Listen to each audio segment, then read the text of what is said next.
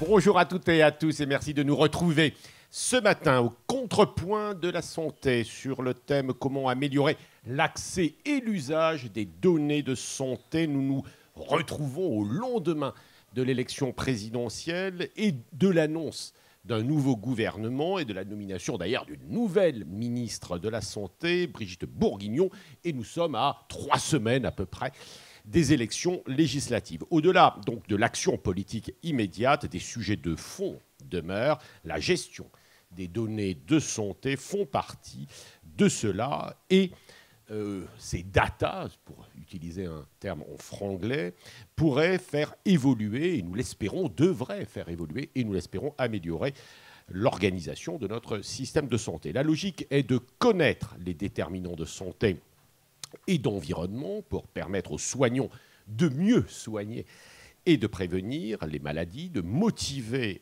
et sensibiliser les patients et puis d'évaluer et corriger les politiques de santé. Pour autant, rien n'est simple en la matière. La valeur des données de santé à des fins médicales est mal connue. Elles sont sans doute encore mal exploitées. Des questions complexes de gestion et d'exploitation des données se posent. Pour en débattre et mieux comprendre ces questions complexes avec des idées simples, comme disait le général, nous nous retrouvons ce matin avec la directrice générale du Health Data Hub, Stéphanie Combe. Nous vous connaissons, vous êtes déjà venu ici au Contrepoint de la Santé. Nous sommes très heureux de vous retrouver. Jean-Marc Aubert, vous êtes le président de IQVIA. Et le professeur Pierre-Antoine Gouraud, bonjour, vous venez de Nantes. Nous sommes heureux de vous accueillir. Vous êtes le chef de la clinique des données au CHU de Nantes. Ce débat est enregistré ce mardi 24 mai dans la matinée au Café de Flore à Paris. Merci à nos partenaires, BVA, le groupe Pasteur Mutualité, Medtronic, Point Vision, Equer. Philippe, première question. Bonjour à toutes et bonjour à tous. Comme l'a dit Pascal, un flou persiste quant à la place des données de santé dans le pilotage de la santé au sens large et à l'efficacité de leur utilisation. Alors on parlera de gouvernance et de simplification, d'usage et de sécurité, du rôle et de l'implication des patients, d'éthique, d'entrepôt de données. Je sais que ça vous passionne, l'entrepôt de données, ainsi que Stéphanie Combe, et puis aussi de relations privées-publiques. Mais pour entrer dans le vif du débat, premier tour de table, quelle est de votre point de vue la difficulté la plus importante et quel est le levier essentiel pour que la France ait un vrai leadership scientifique, médical et industriel? On dit que la valeur des données de santé à des fins médicales est mal reconnue et mal exploitée, au manque de vision et de stratégie. Alors commençons par vous, Stéphanie Combe. Est-ce que la stratégie nationale est très claire ?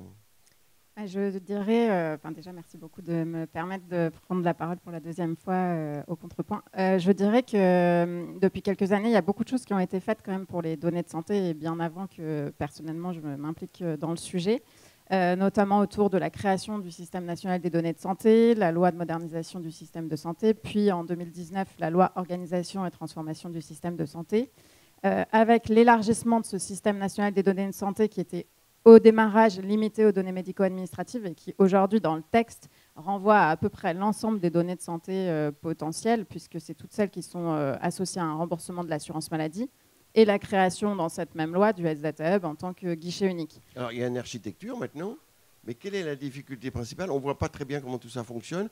Et quel est le levier alors? Oui, du coup, je dirais que malgré toutes ces avancées, aujourd'hui, certainement que la nécessité, c'est l'alignement des acteurs autour d'une vision commune. C'est-à-dire qu'il y a plein de choses qui se font au niveau national, au niveau des entrepôts de données de santé, on pourra y revenir, au niveau des cohortes de recherche et de la collecte de données d'une manière générale, aussi en médecine de ville. Mais de mon point de vue, il manque encore une vision commune. On a certes passé une loi, mais depuis 2019, finalement, à part la création du Health Data Hub, concrètement, on avance plutôt par opportunité. Et donc, je pense que ce qui serait nécessaire d'avoir, c'est une vision de notre patrimoine national des données de santé à 3, 5, 10 ans, et associer à ça des enjeux de financement. C'est-à-dire que si on se dit qu'on veut réunir des données de diagnostic en ville ou si on veut financer les entrepôts de données de santé hospitaliers, je suppose qu'on en reparlera, mais il faut mettre derrière les moyens conséquents pour y parvenir. Et tant Donc qu'on n'aura aujourd'hui, pas il résolu manque la cette question-là, stratégie et il manque l'argent. Alors, ce que vous dites, exactement. c'est important quand même. Oui, mais du coup, ça génère des relations entre les acteurs qui ne sont pas forcément constructives, parce que s'il manque l'argent, chacun va se débrouiller pour essayer de trouver les financements de ces bases de données, et on ne sera pas dans la logique d'ouverture qui a été voulue par la loi. Et c'est vous qui le dites, le bras armé de l'État pour les données santé. Oui. Oui. On reviendra, notamment, ne répondez pas, peut-être pas maintenant, mais le Ségur numérique ne règle pas ce problème. Mais Non. vous nous le direz. Non, voilà, la réponse est brève et pertinente. Alors, vous êtes médecin, professeur de médecine, vous êtes chef de la clinique des données de santé. Alors, difficulté principale, levier pour... Alors, on manque de stratégie, on se demande quand elle va être définie, cette stratégie. Quel est votre point de vue, vous, du clinicien, de producteur de données et d'utilisateur de données? Moi, j'ai l'impression, médecin, chercheur, créateur d'entreprise... Normalien, même. Oui, plein de choses, hein, oui. Alors effectivement, je ne prends pas soin des patients eux-mêmes, je prends soin de leurs données. Et des données aujourd'hui au CHU de Nantes de 1,5 million de patients, pour lesquels nous avons plus de 540 millions de données structurées et 34 millions de données textuelles. Vous savez, les comptes rendus, chers collègues, je vous remercie de m'avoir adressé, etc. Si on les imprimait et qu'on les mettait bout à bout, on irait de ici, Saint-Germain-des-Prés, jusqu'à la Défense. Et avec les algorithmes dont on dispose aujourd'hui, la puissance de calcul, en quelques centaines de millisecondes, on va parcourir l'ensemble de ce texte pour aller chercher une information qui est au cœur de l'activité médicale. Donc pour vous, ça marche, les données de santé. Vous Alors, les avez, vous les utilisez. Donc ça marche depuis 4 ans, à partir du moment où on a reçu l'autorisation de la CNIL de déployer un entrepôt de données et toute une organisation autour, au CHU de Nantes, c'était en juillet 2018. Mais c'est aussi peut-être déjà plus de 6 ans de prise de conscience que ces données, elles ont de la valeur, elles peuvent connaître une deuxième vie au-delà du soin, et que pour cela, il faut toute une organisation autour, pas simplement technique, pour la rendre disponible et peut-être la transformer pour qu'elle ait plus de valeur. Alors, quel type, en 2 mots, mais quel type d'organisation? Parce qu'une fois qu'on a dit ça... Alors, on pense d'abord que c'est un problème technique. Ce n'est pas un problème technique, c'est d'abord un problème de gouvernance. Ces données, elles sont d'abord intimement liées aux patients eux-mêmes. Elles révèlent quelque chose. On dit que ce sont les données qui les concernent. J'aime pas trop le trait possessif vos données, mais ce sont les données qui concernent les patients. Elles sont produites par des soignants. Il y en a 13 000 au CHU de Nantes. Chacun d'entre eux, à leur échelle, peut concourir à la création de ces données. Eh bien, il faut respecter les contributions des uns et des autres, comprendre leur expertise pour savoir comment ces données peuvent être utiles. Pour qu'on comprenne bien ça, est-ce qu'au CHU de Nantes, vous le faites? Est-ce que ça marche? Ou est-ce qu'il y a encore des choses à activer, des leviers à activer? Donc, c'est plus de 400 projets qui ont été pris en charge depuis 2018. Donc, vous êtes plutôt content, vous? Donc, on l'a fait un peu au forceps, pas avec trop peu de moyens, et on pourrait faire bien plus encore. Mais c'est possible. C'est parti. Et ça n'est possible qu'à travers une gouvernance. Non, deux petites questions à ce niveau de notre entretien, mais ce sera le centre de notre entretien global de ce matin. Vos collègues sont convaincus de l'intérêt de ce chantier que vous ouvrez, de ce que vous faites. Et par ailleurs, est-ce que tous les CHU, comme les vôtres, ont des structures identiques à la vôtre, c'est-à-dire vous êtes responsable de la clinique des données? Et on parlera des entrepôts de santé plus tard. Et je voulais vous dire que je viens Non, d'animer... 2 questions. Dans un petit commentaire, ça ne demande pas une réponse. J'ai animé un débat à Nantes, chez vous, il y a quelques semaines, et j'ai vu que la ville de Nantes était également très engagée. Alors, je me dis, c'est bien, et à la fois, tout le monde fait tout, quoi. J'ai pas... Ça fait Alors, beaucoup est-ce qu'il y a de une questions. acceptation? Non, mais vous répondrez tout au cours de notre débat. Alors peut-être d'abord, ces projets, ils sont au service des investigateurs de notre communauté hospitalo-universitaire. Alors c'est vrai pour les médecins, chercheurs à l'intérieur de l'établissement. C'est vrai aussi pour des partenaires extérieurs qui veulent avoir accès aux données de santé. Mais c'est pas open bar. Ça, c'est une image que les étudiants comprennent bien. En fait, l'accès aux données de santé, il est médié par des experts qui sont formés au caractère sensible de ces données et qui sont capables d'aller chercher dans ces données, de les combiner, de les surcombiner. Médier, ça veut dire médiation, c'est ça? Ça veut dire qu'il y a une médiation, effectivement, il y a un intermédiaire qui permet d'avoir accès à ces millions de données. Et ça permet de gagner du temps, de la précision, ne serait-ce que dans l'identification de certains patients avec des pathologies ou des combinaisons de pathologies. C'est extrêmement utile pour la recherche ou pour les Et dans les autres hôpitaux? Oui, justement, c'était la question. Avec les autres hôpitaux et avec le Health Data Hub, quelles sont vos relations? Excellente, et une démarche qui est en fait organisée à l'échelle de la région. On a un GCS, les hôpitaux universitaires du Grand Ouest, et donc notre Hugo, groupement de coopération sanitaire, Hugo, voilà. Donc qui coordonne et qui se passe à peu près la même chose avec aussi des différences de moyens d'organisation locale à Brest, Rennes, Tours, Angers, Nantes bien sûr, et puis les 2 centres de lutte contre le cancer, et tout ça sous la houlette du Health Data Hub qui a financé un de nos premiers projets inter-établissement. Donc c'est une vision assez positive quand même dans l'Ouest de la France. Et les médecins sont intéressés, les cliniciens? Alors c'est eux nos demandeurs en fait. Nous sommes à leur service, nous sommes au service de leurs questions de recherche. Et en face de ces questions, il y a des nouvelles sources de données, et les données de soins deviennent nouvellement disponibles pour alimenter leurs réflexions. Jean-Marc Aubert, vous êtes le patron d'IQVIA, vous êtes le privé, si je puis dire, de ce débat. Vous êtes aussi le père biologique, en quelque sorte, de Stéphanie Combe. Vous avez été le préfigurateur. Vous avez été le préfigurateur. Trop jeune, quand même. Oui. C'est avec la biologie, maintenant. Vous avez été le préfigurateur du Health Data Hub. Donc maintenant, vous collectez, vous utilisez des données de santé privée. Alors, principale difficulté, principal levier pour qu'on avance, que la France ait un leadership industriel, médical et scientifique. Oui, alors, si vous voulez, je vais vous parler de... Voilà, je ne suis pas trop d'IQVIA. Pour ceux qui ne connaissent pas, c'est le leader mondial de l'analyse de la donnée.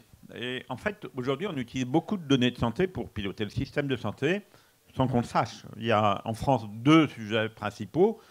D'abord, la recherche clinique et tous les médicaments. Il n'y a aucun médicament qui est mis sur le marché sans données de santé. C'est un peu triste que ça ne soit pas le cas pour d'autres choses. Mais les médicaments, au moins, c'est clair, il y a des données de santé. Et la deuxième chose qui est intéressante aussi, c'est que dans la tarification des établissements de santé, on utilise de la donnée de santé. Donc, j'aurais tendance à dire, heureusement, on en utilise un peu. Mais on n'en utilise pas beaucoup.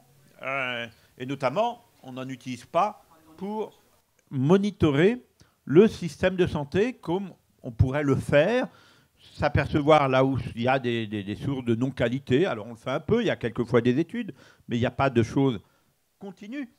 Or, quand on parle, par exemple, de la Mayo Clinic aux États-Unis, tout le monde connaît la Mayo Clinic. La Mayo Clinic, elle a commencé en 1930 à utiliser de manière à peu près quotidienne de la donnée de santé pour vérifier ce qu'elle faisait. Nous, on est en 2020, pas en 2030, donc on peut espérer qu'on mette moins d'un siècle pour arriver à autre chose. Alors, la question, c'est vous me demandez l'effet, quel levier. Quand j'ai discuté, en Israël, ils ont beaucoup travaillé ces dernières années pour produire de la donnée de santé. Nous, on est une société internationale, on voit très bien ce qu'il y a comme données de santé dans les différents pays. Et effectivement, les Israéliens, il y a 2 pays, Israël et la Suède, qui ont énormément travaillé pour permettre l'usage de la donnée de santé. Et quand vous discutez avec un des chercheurs israéliens qui a été un peu au cœur de cette construction, il nous a dit la bonne solution, quand on a voulu faire comprendre aux politiques, aux médecins et surtout aux patients combien cette donnée était importante, on a sorti des données pour montrer pourquoi on mourrait plus à droite ou à gauche, dans tel hôpital par rapport à tel établissement, après tel type de traitement, par rapport à tel type de traitement. Et on a osé faire peur un peu à la communauté en disant, oui, si on utilisait vraiment la donnée de santé, on peut améliorer plus le soin, probablement qu'avec un nouveau produit de santé. C'est ce que disent les ministres, en particulier tous de Basile, depuis 20 ans. Voilà. Mais le problème, c'est qu'on n'a pas osé. Pourquoi ? Parce que ça pose la question, effectivement, d'oser d'être transparent.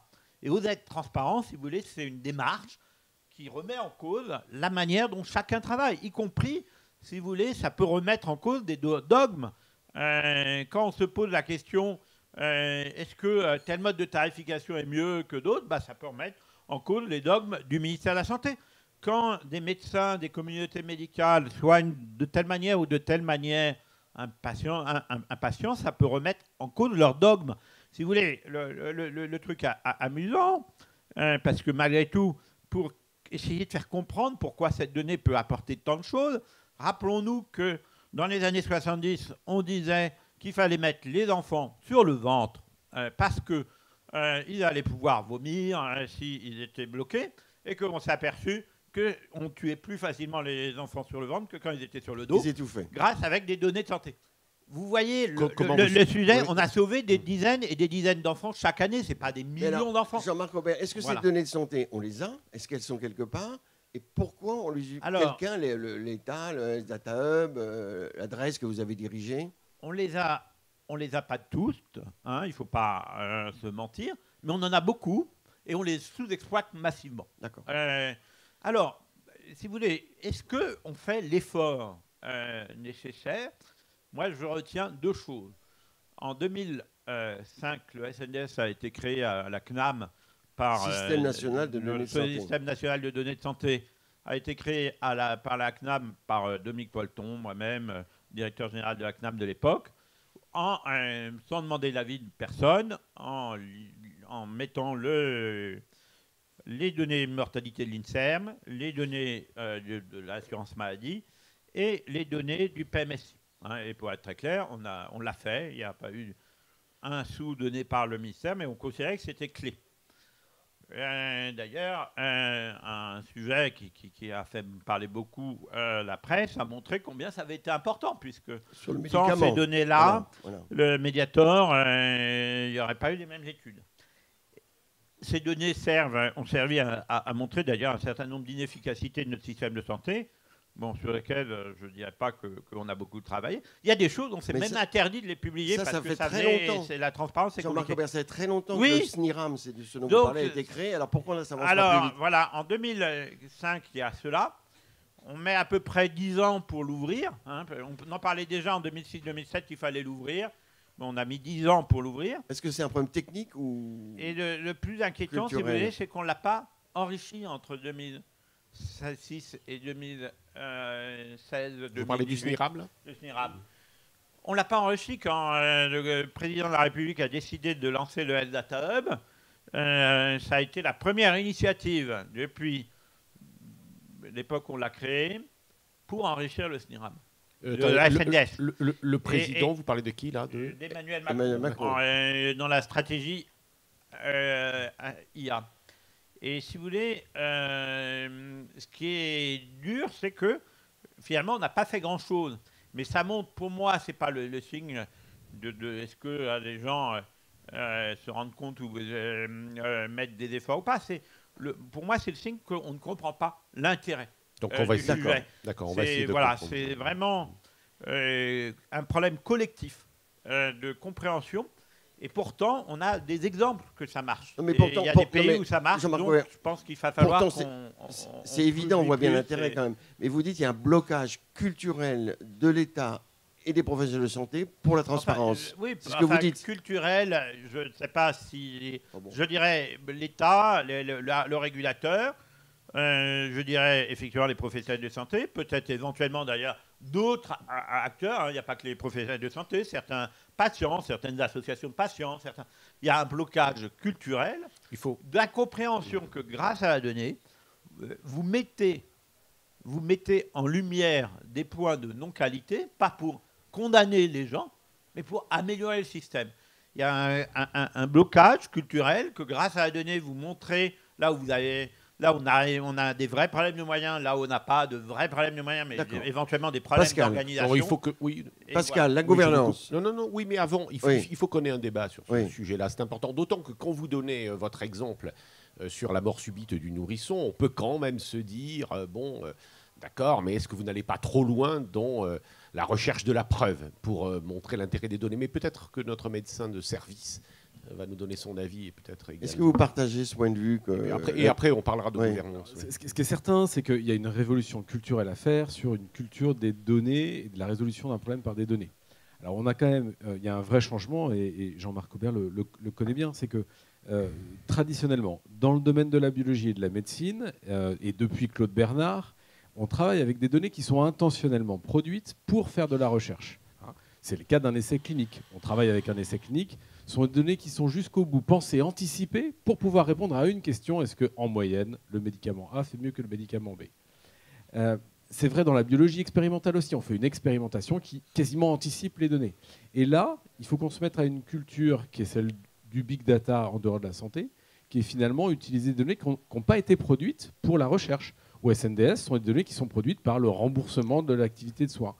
Dans le soin, c'est le soin, avec toutes les conditions dans lesquelles elles sont et toutes leurs différences. Oui, c'est ce que j'ai vu. Je vous en parlais tout à l'heure avec l'adjoint au maire ou le président ou vice-président de la communauté urbaine de Nantes. C'est en fait même les données des citoyens pour vraiment comprendre ce qu'est d'ailleurs l'urbanisme. Quel urbanisme on doit faire à partir de la vie des citoyens. C'est Alors, très Stéphanie intéressant. Combe, est-ce que ça rentre dans vos objectifs, ça, de faciliter l'utilisation de données, de l'acculturer Alors, oui, et la transparence? Merci. Et je complète simplement, hein, puisqu'on veut réfléchir à cette question de gouvernance. On voit bien qu'il y a quand même beaucoup d'acteurs. Donc il y a l'État et ses administrations, il y a les universités et les centres de recherche, les collectivités locales et territoriales, les industries de santé. Et alors sur le Ségur numérique, je vous interrogeais parce que quand on regarde, c'est quand même l'élément important de la structuration numérique de l'État depuis quelques mois. Et on se demande effectivement, est-ce qu'il y a des éléments sur la gestion des données? Alors moi, j'ai lu assez précisément ce petit communiqué, ce dossier de presse. C'est vrai qu'on n'en parle pas vraiment, un peu à la fin. Et je me suis demandé, je voulais avoir votre avis là-dessus. Oui, alors déjà, peut-être juste pour rebondir sur ce que disait Jean-Marc, moi je suis complètement d'accord. Je pense qu'aujourd'hui, on peine à démontrer de manière assez forte l'intérêt de ces données-là, y compris les enjeux économiques pour les startups, par exemple, qui vont chercher les données à l'étranger, ou pour les grosses boîtes privées qui peuvent choisir d'investir ou pas en France en fonction de la facilité d'accès aux données. Donc ça, je pense que tant qu'on n'aura pas réussi à être assez précis sur ces bénéfices auprès des décideurs, on va lutter pour mettre en place cette stratégie. Madame Bourguignon vous paraît intellectuellement sensible à ce genre d'argument? Je ne sais pas, j'attends de voir son conseiller numérique et puis, ou sa conseillère numérique pour en discuter avec son équipe. Et c'était quoi votre... oui, le Ségur. Voilà, le Ségur et la gouvernance. Pour moi, le Ségur, mais après, je ne suis pas la plus grande experte du dossier, c'est plutôt orienté sur la structuration amont des données. Peut-être que tu connais d'ailleurs mieux le sujet que moi. Pour la remontée notamment dans mon espace santé, qui est un gros enjeu et un gros projet du ministère, mais qui répond pour moi à une question différente. C'est la réutilisation des données de santé dans le cadre des soins, et notamment la coordination des soins, et qui va permettre un meilleur partage des données entre patients et médecins, et entre médecins entre eux, ce qui est un enjeu majeur, mais qui n'est pas celui, il me semble, qu'on discute aujourd'hui, de réutilisation secondaire des données à des fins de recherche et d'innovation.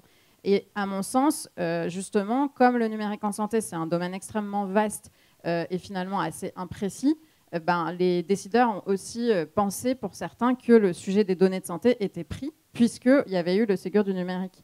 Et c'est vrai qu'après le discours du président de la République en juin 2021, où il a beaucoup parlé de données de santé, de réutilisation secondaire, moi je pensais qu'il y aurait un véritable axe sur les données de santé dans la stratégie d'accélération santé numérique, et aujourd'hui ce n'est pas le cas.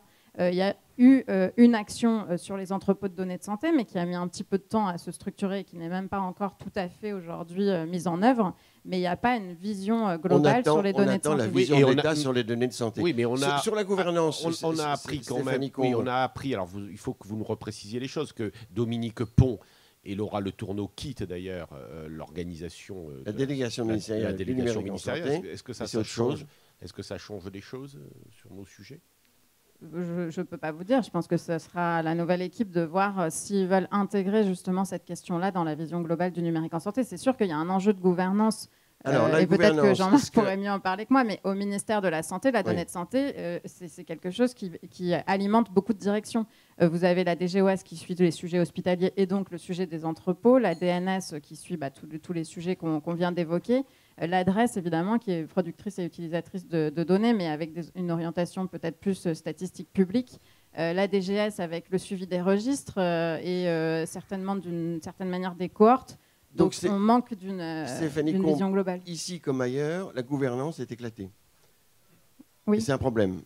Vous ressentez ça aussi? Et comment on peut l'améliorer? Peut-être Jean-Marc Aubert qui a une double casquette, ancien public, actuel privé, mais... Peut-être qu'on reviendra sur la gouvernance, que c'est plus facile d'en discuter quand on l'a fait à l'intérieur d'un seul établissement. Oui. Beaucoup plus simple qu'entre X directions ministérielles.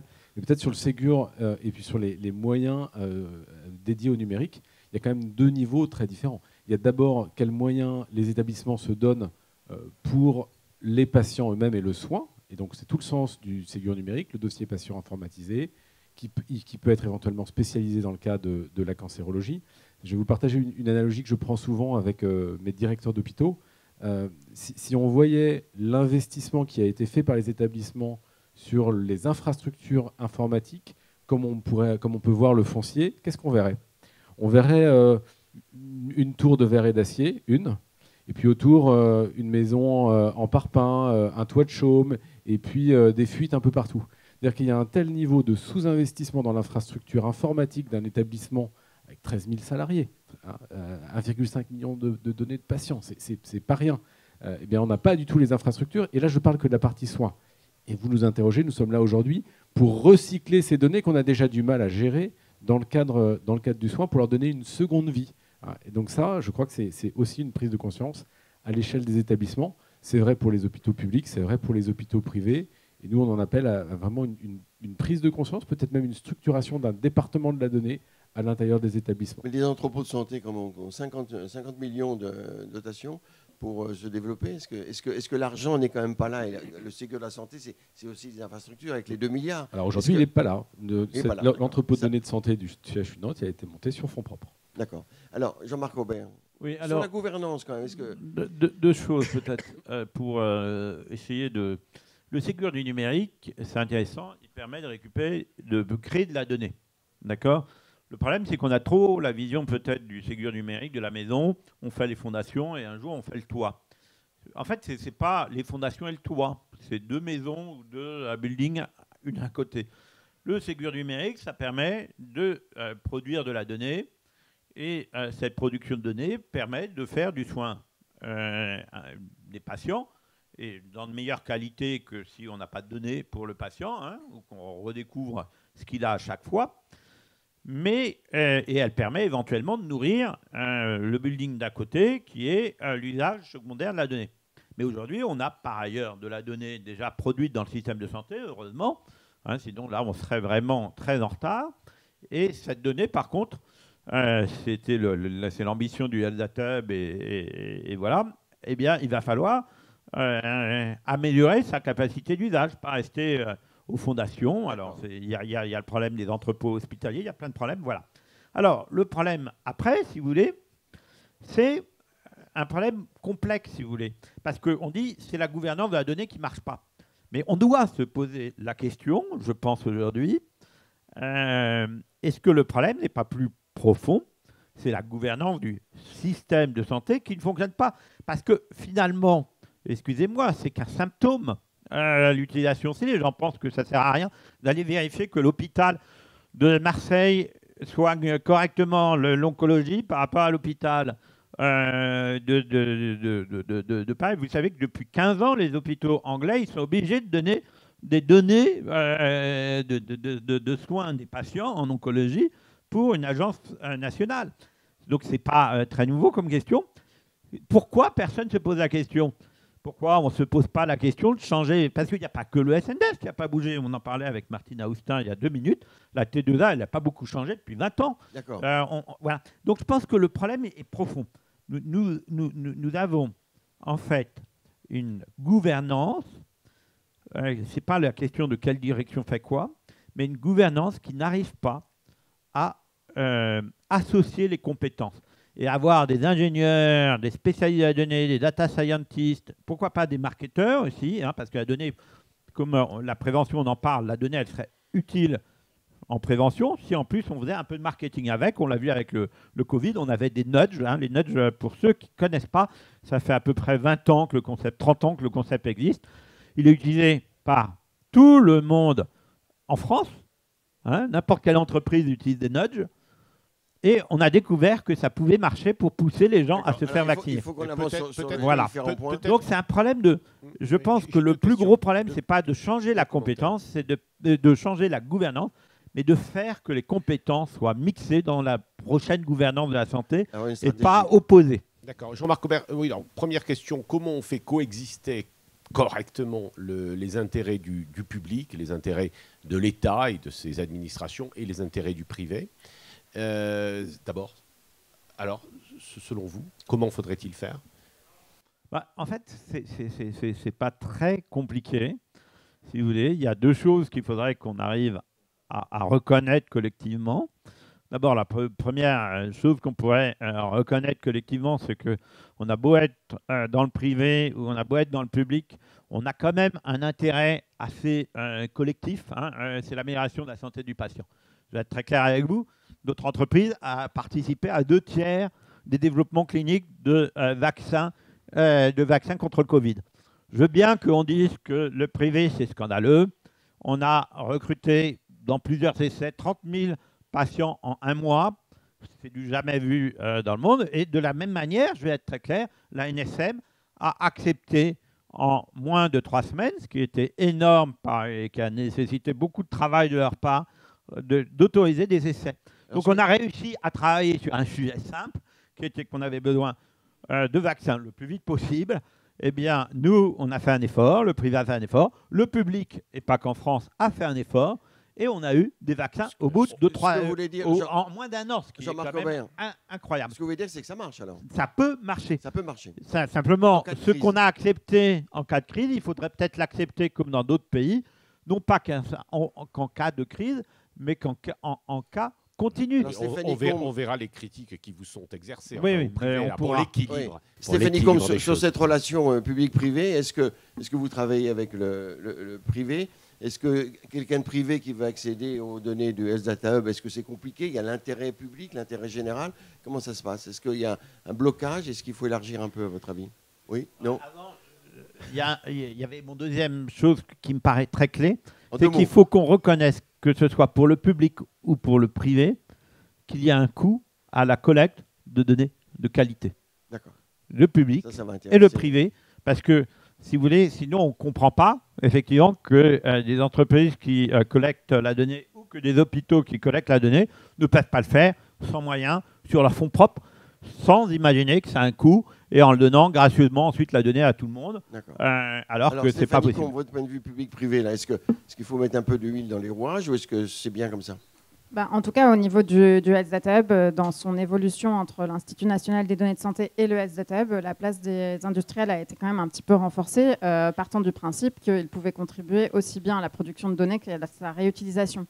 Et dans les projets qu'on accompagne, aujourd'hui environ 70, on a plus de la moitié des projets qui incluent un acteur privé. Parfois, il est en consortium avec des acteurs publics et je pense que les établissements de santé travaillent régulièrement avec des startups, par exemple. Donc, de mon point de vue, c'est très important de les associer. On a aussi les données partagées qui peuvent être issues du public. On a parlé de données principalement publiques jusqu'à présent, mais aussi du privé. Dans la première liste de bases de données partageables dans le Health Data Hub, qui est porté par un arrêté qui a été publié il y a 10 jours, vous avez peut-être vu passer, il y a une base de Roche. Et pourrait y en avoir beaucoup plus dans le futur, et notamment sur tous les enjeux de réutilisation des données de vie réelle dont Jean-Marc parlait à l'instant, mais tout ce qui est modernisation du design et évaluation des produits de santé, on voit bien que l'articulation publique-privée, elle est majeure pour avoir des résultats. Ces entreprises et ces grands laboratoires que vous citez, par exemple, eux acceptent de les donner ou ils sont quand même la transparence pour les autres, mais rarement pour eux, à votre avis? Pour le moment, on n'a pas beaucoup d'exemples, donc je ne peux pas tirer de généralité, mais en tout cas, Roche était partant pour tenter l'aventure, et je pense que d'autres verront un intérêt de réutilisation ultérieure. À qui appartiennent les données de santé? Problème clé, on revient régulièrement là-dessus. Je sais que M. Gouraud veut intervenir. Voilà, un tour de table sur les trois. À qui appartiennent les données de santé? Est-ce que c'est aux patients? Est-ce qu'il y a de la coproduction? Dans un sondage BVA que nous détaillera tout à l'heure Renaud Degas, 60% des Français sont d'accord pour que leurs données de santé soient exploitées pour la recherche médicale. Alors 60%, c'est beaucoup, ce qui veut dire qu'il y en a 40% ou presque qui ne sont pas d'accord. Alors à qui appartiennent les données de santé? Un tour de table rapide, parce qu'on a plein d'autres sujets à aborder. Alors elles appartiennent pas au sens où vous êtes propriétaire de votre cravate ou de votre micro. Je l'ai loué, moi. Et je pense que c'est justement une fausse bonne idée que de parler de propriété au sens patrimonial des données. C'est vraiment un mauvais conseil. Je voudrais revenir sur les exemples de collaboration avec le privé, parce que, comme l'a dit Jean-Marc Aubert, la crise nous a permis en fait, de faire des bonds en avant formidables. Et je crois qu'il faut aussi savoir faire confiance aux acteurs de manière décentralisée, en région.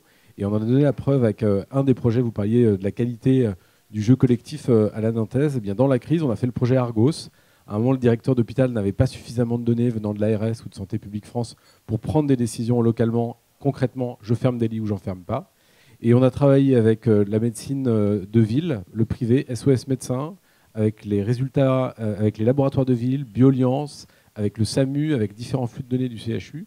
Et tous les jours, sur son téléphone portable, sur une application sécurisée, le directeur voit évoluer les courbes. Et en fait, ce qu'on a vu de manière très simple, il n'y a pas besoin d'avoir fait Polytechnique ou Normal Sup, quand vous avez les patients qui appellent chez SOS Médecins pour dire on a des rhinites, on a des difficultés à respirer, 5 jours plus tard, ils se présentent aux urgences au CHU. Donc quand on voit un pic d'activité chez SOS Médecins, en nombre et en pourcentage. On prend 2 jours pour le confirmer, pour appeler les collègues de SOS Médecins, dis donc, ça flambe chez vous là. Eh bien, on a 3 jours pour se retourner et préparer. Et On le savait avant avec les crocs et les médecins généralistes qui allaient. Oui, alors, est-ce que cette propriété patrimoniale ou non, justement, des données de santé, est-ce que c'est un frein? Est-ce que les patients sont prêts à comprendre que ça leur appartient, mais ça ne leur appartient pas? C'est intéressant ce qu'il dit oui, toujours. sur la propriété des données. Non, mais, ouais. C'est presque philosophique. Alors, je ne sais pas si... Non, mais justement, ce n'est pas patrimonial, mais on peut refuser de donner ces données de santé. Ça, j'aimerais bien avoir un Allez-y, un petit tour de table sur à qui appartiennent les données de santé. Comment gérer vis-à-vis du public cette notion? Allez-y, détaillez. Alors, cette notion, en fait, patrimoniale, je pense qu'il faut peut-être prendre une analogie qui est plutôt musicale que agricole ou un bien manufacturier. Donc, le bien patrimonial, si je fabrique une voiture et que Stéphanie la conduit, eh bien, je lui transmets ce bien, il lui appartient. Une donnée de santé, de manière indéniable, elle provient d'un patient. Elle le concerne, elle concerne son intimité. Donc il a un droit de regard sur les utilisations ultérieures qui sont faites de ces données. C'est normal. Mais finalement, ces données, elles sont aussi finalement écrites par des soignants, par des dizaines de soignants. Ils expriment leur art médical dans ces données. L'institution, elle a mis des moyens. Jean-Marc Aubert l'a rappelé. Il faut bien la stocker, il faut l'enregistrer, il faut la conserver son intégrité, tracer les accès. Donc la valeur des données de santé, c'est la résultante d'une multitude de contributions artistiques au sens de l'art, intellectuel, et c'est ça qui fait la valeur des données de santé. Mais est-ce que ce point de vue est très partagé? Est-ce qu'on ne dit pas toujours les données de santé appartiennent aux patients? Et puis on fera le tour de table. Un mauvais raccourci.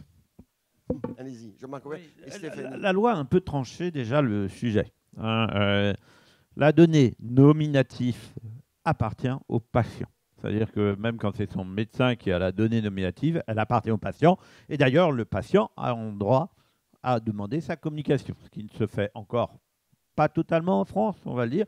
Ce n'est pas très difficile techniquement, puisque en Espagne, par exemple, vous avez, quand vous sortez de votre établissement, quand vous sortez de chez votre médecin, vous avez réembarqué la donnée de patient que lui, il peut en garder une copie, ce n'est pas le sujet, c'est votre droit, votre bien à tous.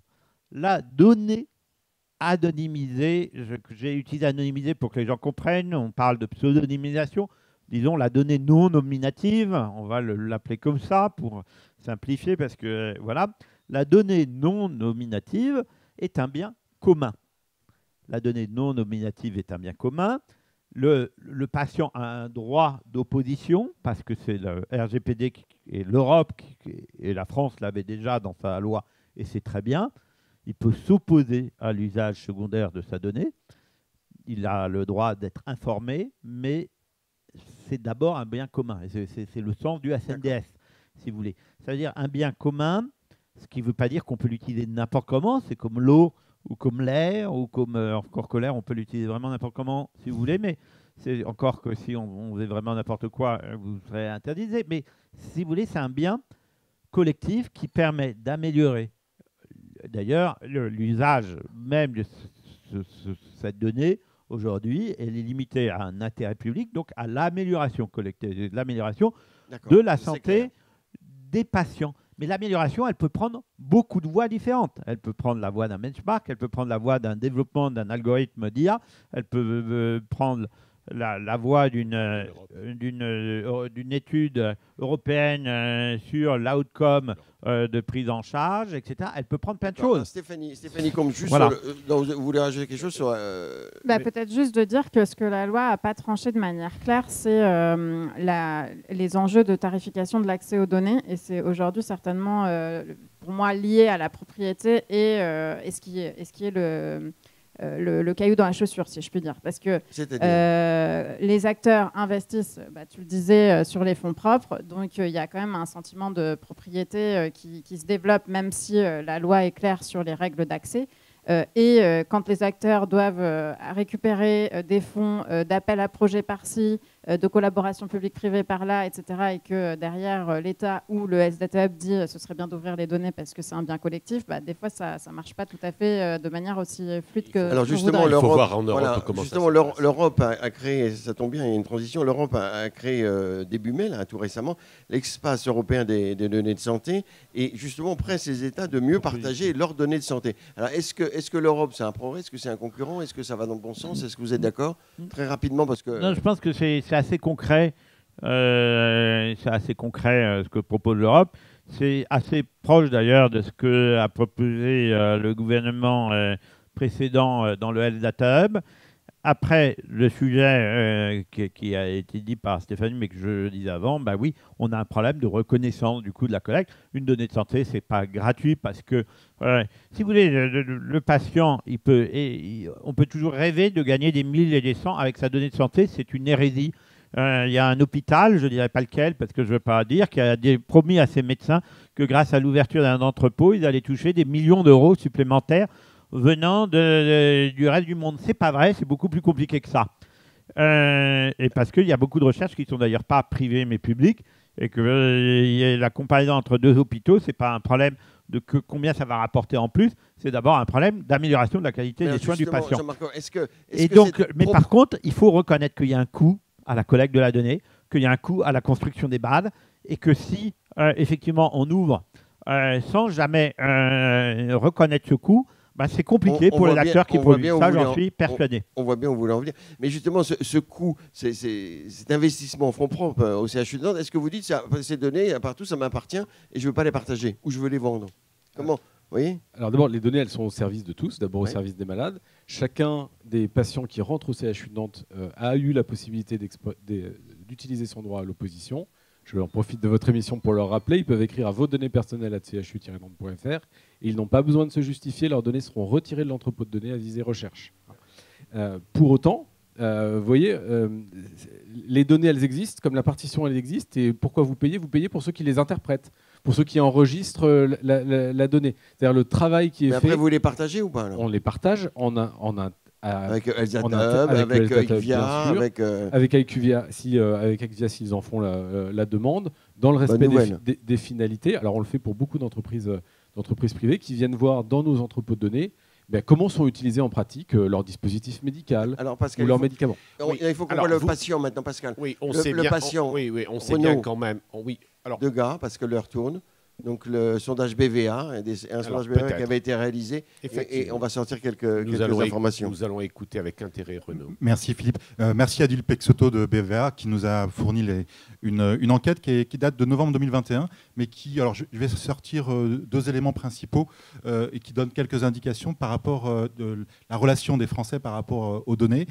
J'ai bien entendu ce que vous dites. Dans les chiffres, on parle plutôt de premier usage, en tout cas de création de données, et il y a un élément sur l'usage secondaire.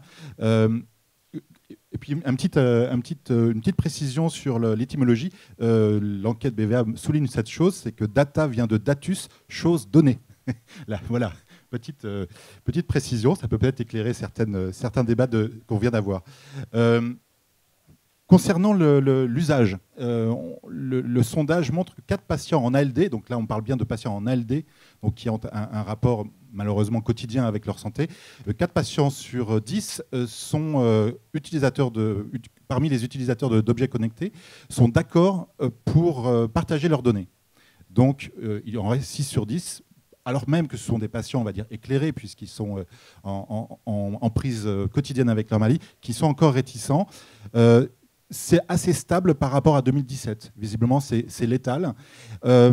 Et puis, par contre, la chose peut-être un petit peu plus positive, sur la population globale, les échanges de data entre patients et médecins sont peu usités, mais en progression. Et là, ce qui est intéressant, c'est qu'on parle de données qui sont transmises soit par téléphone, par mail.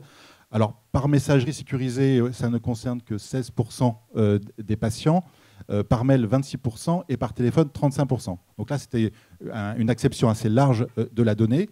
Et ce que l'on voit, et c'est sûrement en écho, il y a quand même 6 Français sur 10 qui ne font pas confiance aux objets connectés pour la sécurité de leurs données de santé. Alors l'objet connecté, c'est particulier dans la fourniture de données, on est d'accord, mais ça dit quelque chose de la confiance soit dans l'objet, soit dans nos données, et ça je ne sais pas. Mais en tout cas, il y a encore effectivement l'acculturation dont vous parliez tout à l'heure, elle est loin d'être aboutie, puisqu'ils sont 58% encore à être plus que réticents.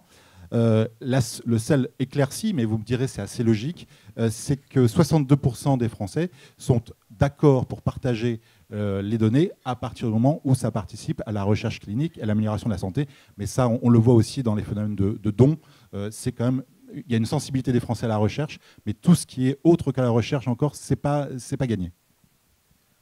Pour prolonger, les citoyens craignent évidemment que leurs données soient détournées. Alors, les garanties sont-elles suffisantes? On a vu d'ailleurs cette aventure, je ne sais pas comment vous l'avez vécu, du Health Data Hub et de Microsoft, où les données de santé, on craignait qu'elles partent aux États-Unis. La CNIL est bien là, de temps en temps elle sévit, elle hausse. Il y a une augmentation des plaintes, il y a des sanctions accrues, mais on la sent assez fragile, malgré tout. Des commentaires sur ces sujets? Non, justement, mais comment, la question de Pascal, juste un complément, comment rassurer les Français? Ivia, il y a une polémique aussi avec une émission de télévision, on a dit, ils prennent les données chez le pharmacien, le patient n'est pas au courant. Alors sur tous ces points, Microsoft, Ivia, comment vous aussi au CHU, comment rassurez-nous? Je vais vous répondre, ça va être très court, parce qu'au CHU de Nantes et au sein du West Data Hub, on a fait le choix d'héberger à l'intérieur de nos établissements, quand bien même on a les difficultés d'infrastructure que j'évoquais plus tôt. Donc hébergement chez nous, ce n'est pas une question technique, c'est une question de respect de la confiance que nous font les patients en nous confiant leurs données. D'accord. Stéphanie Combe, vous êtes sortie de Microsoft, ou c'était peut-être une fausse polémique à vos yeux, mais vous en êtes où? Ça a freiné en tout cas le développement du S-Data Hub. On n'est pas sorti. Je pense qu'il y a un enjeu de pédagogie qui est énorme. Par exemple, ce que tu viens de dire, c'est l'État justement encourage les établissements à faire leur migration vers le cloud. Donc comment réconcilier cette vision du cloud, qui sont quand même aujourd'hui les technologies les plus utilisées au monde pour le stockage des données, la réutilisation des données, et cet enjeu de confiance, pour moi, c'est vraiment une question de pédagogie. C'est-à-dire qu'il faut que les gens comprennent, mais ce n'est pas les gens, c'est pas le grand public en vérité. C'est un écosystème beaucoup plus rapproché concernant Microsoft que l'hébergement, ce n'est pas juste un serveur dans un coin. Aujourd'hui, c'est tout un tas de services qui permettent de sécuriser, de collecter les traces, de gérer des clés de chiffrement, etc. Et tout ça n'est pas disponible sur étagère chez tous les fournisseurs de technologies cloud. Quand un président américain dit toutes les données d'une société américaine, je peux y avoir accès, on est inquiet. C'est pas ça le Cloud Act. Alors si vous voulez, je vais être très clair avec vous. D'abord, il y a eu... Ne vous énervez pas. Si, c'est important parce que là, on est entre gens qui connaissent, et si entre gens qui connaissent, exactement, on ne se met pas d'accord sur quelques trucs. Après, pour que le grand public qui a 3 minutes pour comprendre notre sujet, parce que je ne suis pas sûr que vous aurez 60 millions de personnes qui vont regarder la vidéo, eh bien, après, il ne comprend plus rien. Et alors, après, il a raison d'avoir peur de tout. Je vais être très clair. C'est pour ça qu'il y a eu... on a parlé d'agriculture à la télé. Je peux vous dire que j'ai eu des discussions très intéressantes avec des amis qui ne connaissent rien du tout à la donnée de santé, qui me connaissent, donc ils ont un peu confiance quand même, ils m'ont dit mais c'est quoi ce bordel? Et après on discute et on découvre des choses. Alors d'abord, pour une chose claire, il y a plus de données, d'accord? Mais alors quand je dis plus, c'est des millions de plus de données qui ont été volées sur des entrepôts d'établissements de santé ou autres que sur le cloud.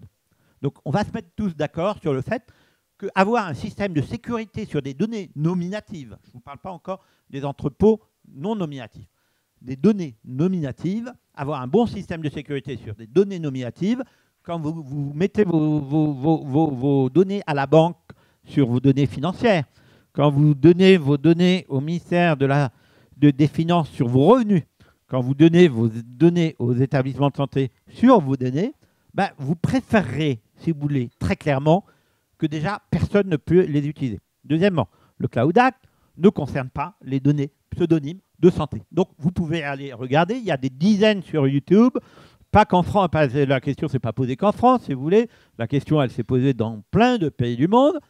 Le Cloud Act ne concerne pas les données de santé pseudonymes. Après, si vous voulez, le problème, on le connaît bien, nous, on fait pareil, puisque comme il y a des gens, par exemple en France, mais ce n'est pas le seul pays qui s'inquiète de tout ça, qui ne comprennent rien à tout ça, nous n'utilisons le cloud que pour des données de marché, donc où il n'y a plus de patients. Toutes nos données patients sont aussi hébergées en Europe sur nos propres serveurs. De toute façon, c'est une obligation que nous donne la CNIL, donc on le fait, on ne dit rien, etc. Mais je vais être très clair avec vous. Probablement, les meilleurs niveaux de sécurité sont sur le cloud, même si nous, on fait comme l'hôpital, enfin certains hôpitaux, parce que certains hôpitaux font autrement et ils n'ont pas forcément tort, on fait comme l'hôpital pour rassurer le grand public, nos données sont sur nos propres serveurs. Mais le problème principal, il n'est pas là, si vous voulez. Pourquoi tout le monde a peur? C'est parce qu'on ne leur explique pas à quoi servent les données. Je vais vous donner un exemple, puisque vous parliez de l'affaire d'Acuya. Moi, j'ai passé 1h30 avec une journaliste qui s'appelle Élise Lucet. Oui, on la D'accord? connaît, oui. Vous avez vu, peut-être certains d'entre vous, le résultat de 7h30 qui s'est transformé en 5 minutes. D'accord. Pendant 7h30, j'ai parlé 3/4 d'heure. On m'a demandé pourquoi tu ne parlais pas de l'usage des données. Parce que j'étais entre un type qui faisait, d'abord avant moi, qui expliquait qu'il fallait qu'ils utilisaient une application pour faire de la pub pour je ne sais plus quoi, et derrière, des gens qui expliquaient comment ils allaient faire de la pub avec le truc. Et si vous regardez le truc, pendant 3/4 d'heure, pendant les quelques minutes sur Acuya, il n'y a personne qui explique à quoi servent les données. Alors vous allez me dire, c'est qu'elle n'était pas au courant. Bon, c'est pas vrai. J'ai passé 3/4 d'heure à expliquer à quoi servent les données de santé. Dans ces 3/4 d'heure, il y a 0 seconde. Donc, si vous voulez, si les gens ne comprennent pas à quoi sert la donnée de santé, mais ça, j'en suis intimement persuadé, ils ont raison d'avoir peur des risques. Parce qu'il y a des risques. Il y a des risques de prendre un médicament, si vous voulez. Il y a des risques de traverser la rue. Il y a des risques. Sauf que vous savez pourquoi vous prenez le médicament. Vous savez pourquoi vous traversez la rue. Et il y a encore, hélas, beaucoup de gens qui ne comprennent pas. Pourquoi? Parce que, effectivement, on ne leur explique pas assez. Si vous voulez, moi, j'ai créé le Health Hub. Il y a une chose parce que j'étais à l'époque, je travaillais pour le public. Et il y a une chose que je regrette intimement quand j'ai créé ça, c'est de ne pas avoir proposé à la ministre de la Santé de lancer une campagne de communication sur à quoi sert la donnée de santé. Je le regrette beaucoup parce que je pense que les difficultés qu'on a tous sont liées à cette incompréhension C'est pas l'occasion avec, de la valeur avec de la mon donnée de espace- santé. Et c'est pas l'occasion avec mon espace santé là qu'on est en train de lancer. Ah ben, j'espère, parce que si vous voulez, les gens sont habitués sur les données sur Internet, Facebook, etc. C'est des données qui servent à du marketing, à vendre des produits, à de la publicité. On est dans les données de santé, c'est peut-être le seul endroit, et c'est d'ailleurs comme ça que nous on attire plein de gens, si vous voulez. À l'adresse, je vais être très clair. Au ministère, donc. Au ministère, les gens qui travaillent sur la donnée de santé sont extrêmement mal payés. On a le droit, on a illimité en hauteur de contrat pour les contractuels. Donc, bon, les fonctionnaires, ça va à peu près, mais les contractuels, il y en a qui sont payés, on va dire, à largement moins de 2 SMIC, alors qu'ils ont fait 7 ans d'études, que tout le monde s'arrache, Google, Facebook s'arrache leurs compétences. Donc, ce n'est pas un problème de ne pas pouvoir trouver. Pourquoi ils viennent là? C'est parce que dans la santé, les données sont traitées, non pas d'abord à des fins publicitaires, communication, marketing, mais d'abord à des fins d'amélioration de la santé des gens. D'accord. Et Donc, notre société, 80% de son activité est consacrée aux données de santé. On travaille aussi sur des données de marché comme Gartner et d'autres, mais sur la partie données de santé, elles ne servent qu'à l'amélioration des systèmes de santé, l'amélioration des processus de soins, l'amélioration, la compréhension des effets secondaires et des Jean-Marc effets Robert, primaires des il nous produits reste 5 minutes. et des dispositifs. Il nous reste 5 minutes. Vous partagez ce point de vue que la pédagogie passe par l'information, enfin, très rapidement. Oui, Et puis on aura une question, comme on dit, une question LinkedIn de public en direct. Alors vous aussi? Parce que c'est un sujet. Non, parce que on comprend bien votre passion. C'est un vrai sujet pour les Français, pour le public, et donc un sujet pour la santé. Parce que s'il y a un blocage, bon alors il y a les antivax. De toute façon, vous ne convaincrez jamais tout le monde de l'intérêt des données de santé, du traitement des données de santé, mais c'est un sujet qui est quand même très très important. Vous. Je pense qu'il y a beaucoup de pédagogie à faire jusque dans les ministères et peut-être de mieux comprendre les enjeux associés aux données de santé. Je vais vous donner un exemple où c'est nous, public, qui bénéficions des données du privé. C'est le projet RHU Primus dans la sclérose en plaques. Vous parliez des patients qui sont en affection longue durée. Dans le projet Primus, en fait, on bénéficie non seulement de l'accès à un registre qui couvre 80 000 patients atteints de sclérose en plaques en France, mais aussi de 13 essais cliniques. Donc ça, c'est les données du privé. Et le privé nous donne accès aux données. Ce qu'on fait dans ce projet-là, c'est qu'on fait de la solidarité. On fait en sorte que chaque patient puisse bénéficier d'une comparaison personnalisée aux données de tous les autres patients, le sous-groupe qui est pertinent, qu'ils viennent des données de registre, ou bien qu'on aille voir à l'intérieur de l'essai clinique, est-ce que, bien oui, il ne correspond pas aux gens qui ont particulièrement bénéficié de telle ou telle molécule. À Nantes, vous êtes formidable, j'ai l'impression. Une question. On sera ravis de vous accueillir à Nantes. On ira. Une question du public. Une question, parce qu'il nous reste 3 minutes. Une, promis.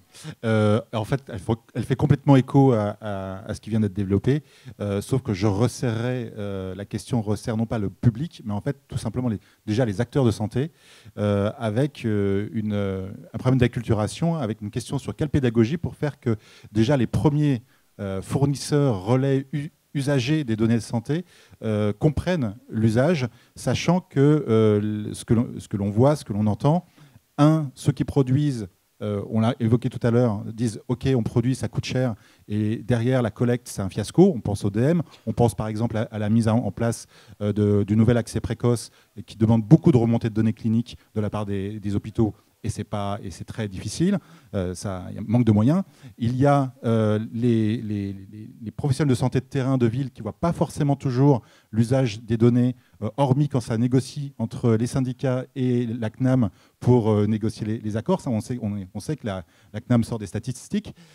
Et puis ensuite, il y a l'industrie qui dit « Ouais, nous, on a besoin de données et on a pas mal de freins pour y accéder ». On entend encore cette musique-là, on sent que tout ça n'est pas harmonisé.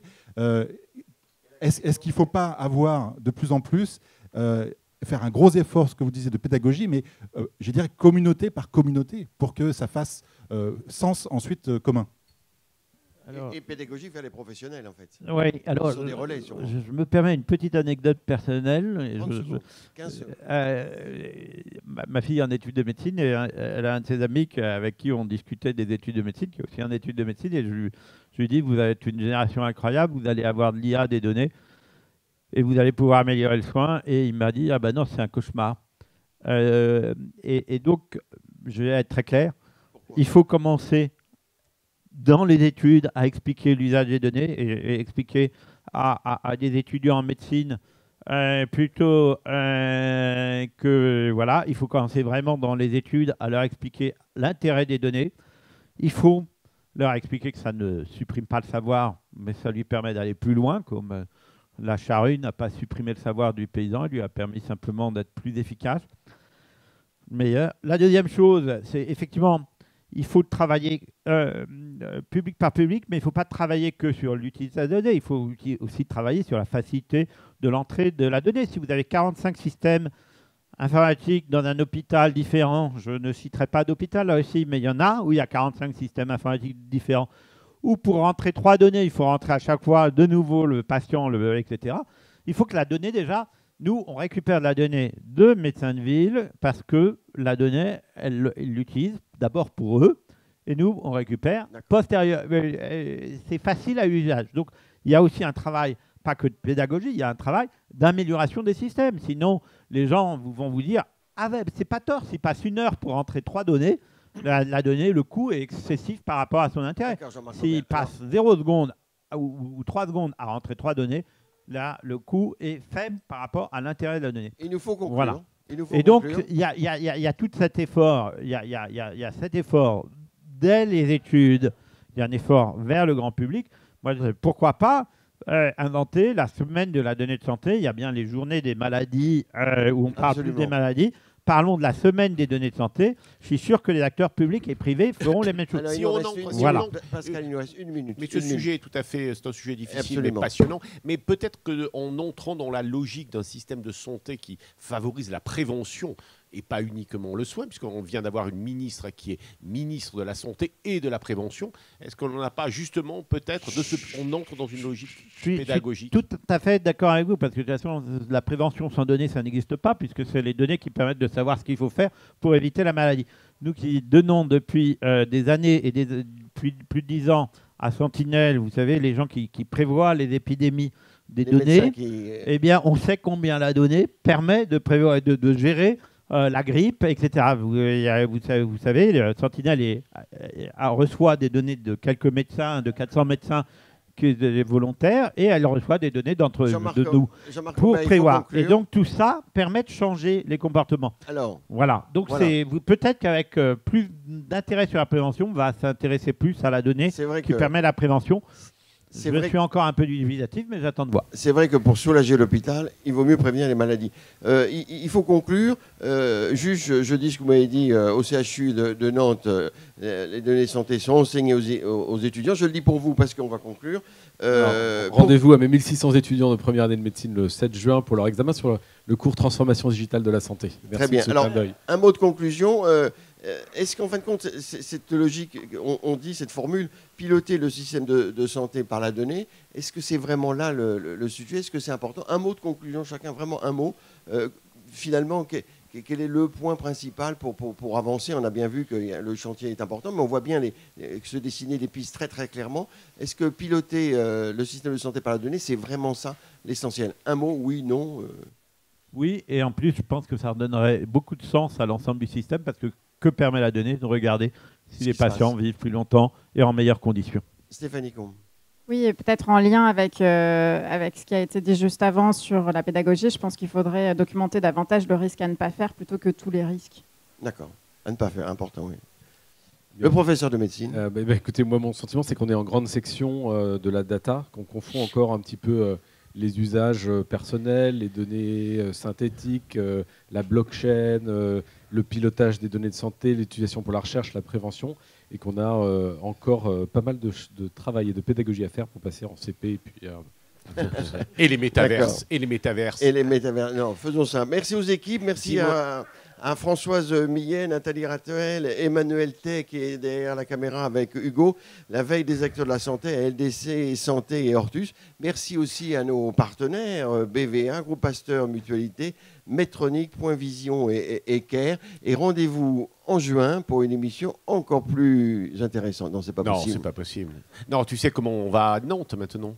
Tu peux prendre le pont, hein, c'est sur le pont. Hein. C'est vrai. Ouais. Et l'hôpital est bientôt sur l'île. Ouais. Merci beaucoup. Merci Stéphanie Combe. Merci Jean-Marc Aubert. Merci Paul-Antoine Gouraud.